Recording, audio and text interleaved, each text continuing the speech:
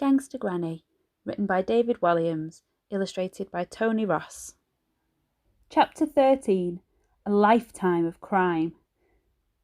Hours passed in what seemed like minutes as Granny told her grandson how she had stolen every one of the dazzling items spread out on the living room floor. The huge tiara had belonged to the wife of the President of the United States of America, the First Lady. Granny told Ben how, over 50 years earlier, she had sailed all the way to America on a cruise liner to steal it from the White House in Washington, and that while sailing back home she had robbed every rich lady on the ship of her jewels. How she was caught red-handed by the captain of the ship and escaped by diving overboard and swimming the last few miles of the Atlantic Ocean back to England with all of the jewellery hidden in her knickers.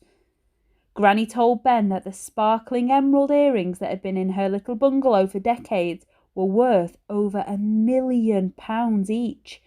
They had once belonged to the wife of an enormously wealthy Indian Maharaja, a Maharani. The old lady recounted how she enlisted the help of a herd of elephants to steal them. She had coaxed the elephants to stand on top of each other to form a giant ladder so she could scale the wall of the fort in India where the earrings were kept in the royal bedchamber. The most amazing tale of all was how she stole the enormous deep blue diamond and sapphire brooch that sat sparkling on her worn living room carpet. She told Ben that it had once belonged to the last empress of Russia, who ruled with her husband the Tsar before the Communist Revolution of 1917. It had for many years been under bulletproof glass at the Hermitage Museum in St. Petersburg, guarded 24 hours a day, 7 days a week, 365 days a year by a platoon of fearsome Russian soldiers. This theft had required the most elaborate plan of all. Granny had hidden in an ancient suit of armour in the museum, which dated back hundreds of years to the time of Catherine the Great. Each time the soldiers looked the other way, she would edge forward in the metal suit a few millimetres until she got close enough to the brooch. It took her a week. "What? Like Granny's footsteps?" asked Ben. "Exactly, young man," she replied. "Then I smashed the glass with the silver axe I was holding and grabbed the brooch." "How did you escape, Granny?" "That's a good question. Now, how did I escape?" Granny looked flummoxed. "Sorry, it's my age, boy. I forget things." Ben smiled supportively. "That's okay, Granny." Soon the old lady's memory seemed to come back into focus. "Oh, yes, I remember," she continued. "I ran outside into the courtyard of the museum, leapt into the barrel of a huge cannon, then fired myself to safety." Ben pictured this for a moment. His Granny, in deepest, darkest Russia, flying through the air in an ancient suit of armour. It was hard to believe, but how else could this little old lady come to have such an astonishing collection of priceless gems? Ben loved Granny's daring tales. At home, Ben had never had stories read or told to him. His parents always just switched on the television and slumped down on the sofa when they got home from work. Hearing the old lady talk was so exciting, Ben wished he could move in with her. He could listen to Granny all day. "There can't be a jewel in the world you haven't stolen," said Ben. "Oh, yes, there is, young man. Hang on, what's that?" "What's what?" said Ben. Granny was pointing behind Ben's head, an expression of horror on her face. It's... "What?" said Ben, not daring to turn round and see what she was pointing at. A shiver ran down his spine. "Whatever you do," said Granny, "don't turn round." Chapter 14. Nosy Neighbour. Ben couldn't help himself, and his eyes darted towards the window. For a brief moment he saw a dark figure wearing a strange hat peer through the dirty glass, and then, quickly, disappear out of view. "There was a man peering in at the window," said Ben breathlessly. "I know," said Granny. "I told you not to look." "Shall I go out and see who it was?" said Ben, trying to hide the fact that he was more than a little frightened. Really, he wanted Granny to go out and see who it was. "I bet it was my nosy neighbour, Mr. Parker. He lives at number 7. He always wears a pork pie hat and he keeps spying on me." "Why?" asked Ben. Granny shrugged. "I don't know. I imagine he has a rather cold head or something." "What?" said Ben. "Oh, no, not his hat. I mean, why does he keep spying on you?" "He's a retired major, and now he runs the neighbourhood watch scheme in Grey Close." "What's neighbourhood watch?" asked Ben. "It's a group of local people who keep an eye out for burglars, but Mr. Parker just uses it as an excuse to spy on everyone, the nosy old git. I often come back from the supermarket with my bag of cabbages and see he's hiding behind his net curtains, spying on me with a pair of binoculars." "Is he suspicious about you?" said Ben, more than a little panicked. He didn't want to be thrown in jail for aiding and abetting a criminal. He didn't really know what abetting meant, actually, but he knew it was a crime, and he knew he was too young for prison. "He's suspicious about everyone. We have to keep an eye out for him, young lad. The man is a menace." Ben went over to the window and peered out. He couldn't see anyone. Brrring! Ben's heart missed a beat.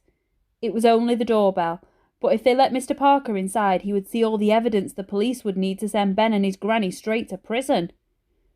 "Don't answer it," said Ben, as he ran to the middle of the room and started stuffing all of the jewels back in the tin as quickly as he could. "What do you mean, don't answer it? He knows I am at home. He just saw us through the window. You answer the door, and I will hide the jewels." "Me?" "Yes, you. Hurry." Brrring! This ring was more insistent. Mr. Parker had left his finger on the buzzer for even longer. Ben took a deep breath and walked calmly through the hall to the front door. He opened it. Outside stood a man in a very silly hat. Don't believe me? This is how silly his hat was. "Yes," said Ben in a squeaky high voice. "Can I help you?" Mr. Parker put his foot inside the bungalow so the front door couldn't be closed on him. "Who are you?" he barked nasally. He had a very big nose, which made him seem even nosier than he was, and he already seemed extremely nosy. Because he had a big nose, he also had a very nasal voice, which made everything he said, however serious, seem a little bit absurd. But his eyes shone red like a demon. "I am Granny's friend," spluttered Ben. Why did I say that? He thought. In truth, he was in a terrible panic and his tongue was running away with him. "Friend?" snarled Mr. Parker, pushing open the front door. He was stronger than Ben and soon forced his way inside.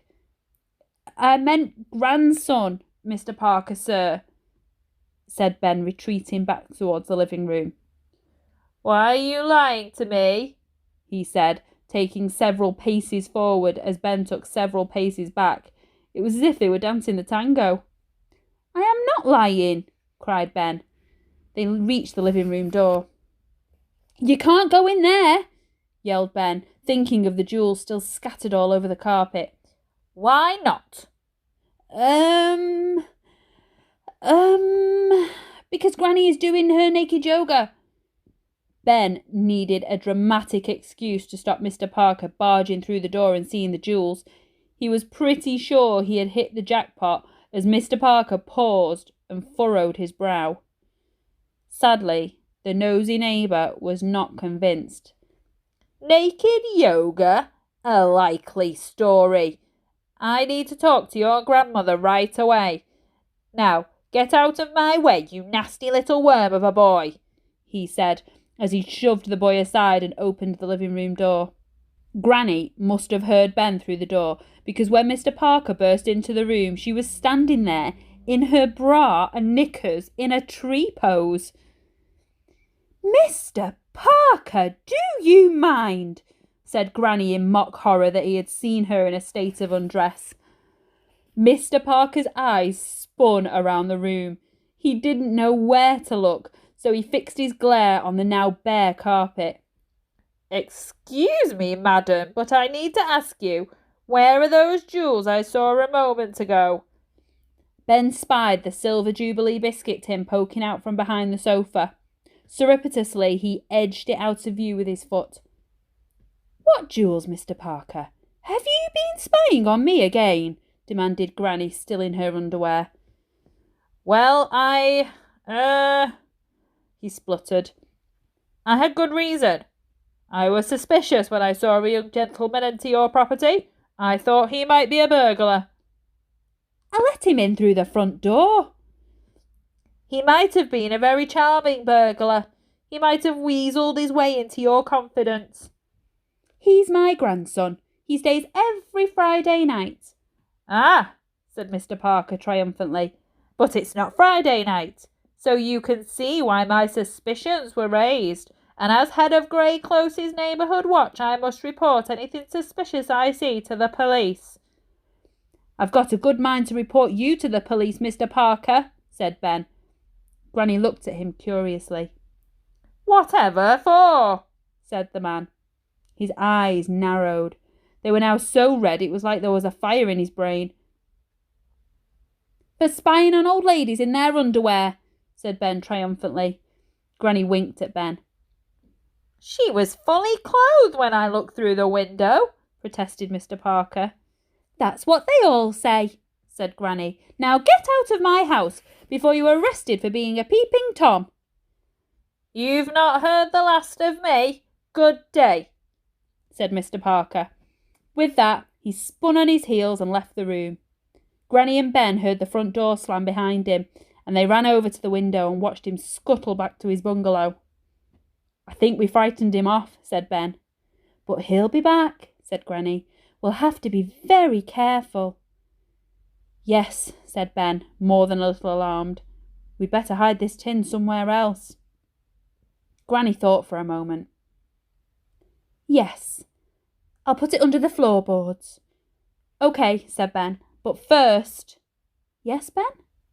You might want to get dressed. I hope you enjoyed chapters 13 and 14. Join us on Friday for chapters 15 and 16.